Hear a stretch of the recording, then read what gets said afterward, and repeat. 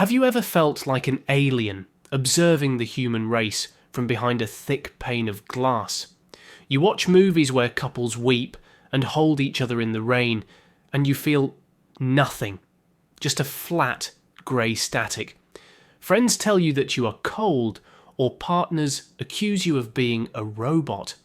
And deep down, in the quiet of your bedroom, you start to believe them. You look in the mirror and you don't see a person. You see a hollow shell. You try to mimic the motions. You buy the flowers. You say the words. You smile when the camera flashes. But inside, it feels like you are a puppeteer pulling your own strings. You aren't cruel. You aren't evil. You just feel like your love switch was installed backwards. Or maybe it was never installed at all. But listen to me closely. If you are worried that you cannot love, that worry itself proves you are not a monster. Stay with me. Let's look at your brain's blueprint. We need to stop calling this heartlessness and start calling it what it actually is: survival. Evolutionarily, your brain has one job: to keep you alive. It is not designed to make you happy. It is designed to keep you safe.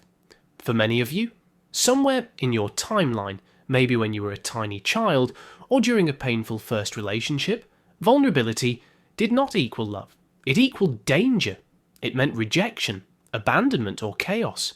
So, your brilliant ancient brain did something clever. It pulled the emergency lever. It tripped the circuit breaker. Think of a turtle. When a predator taps on its shell, does the turtle come out to say hello? No, it retracts. It becomes a rock. Your emotional numbness is not a defect. It is a shield.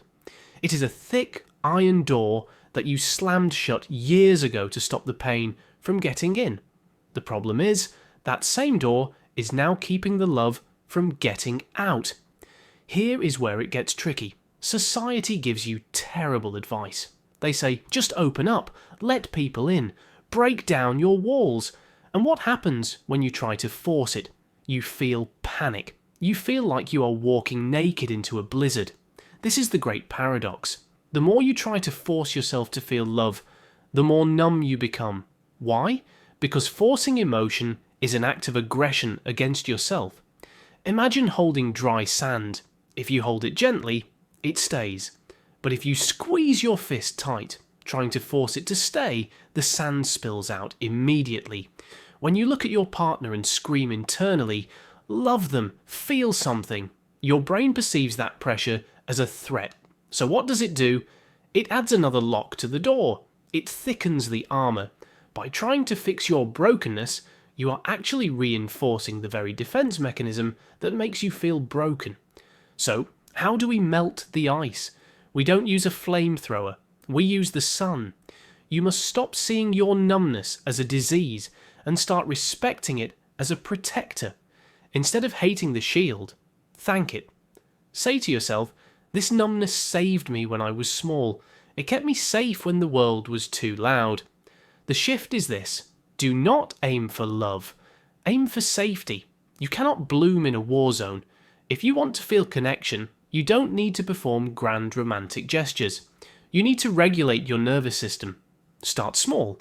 Can you feel a connection to a dog, to a piece of music, to a quiet morning with coffee? These are the training wheels of love. When you stop attacking yourself for being cold, the iron door starts to creak open on its own, not because you forced it, but because your brain finally realised the war is over. You are not broken. You are just heavily armoured, and armour is heavy. It is exhausting to carry that weight around all day. There is a deep, profound love waiting inside you. It has just been hibernating, waiting for a spring that feels safe enough to wake up to. Be patient with yourself. You are learning a new language after years of silence. If this video made you feel a little less alien, consider subscribing.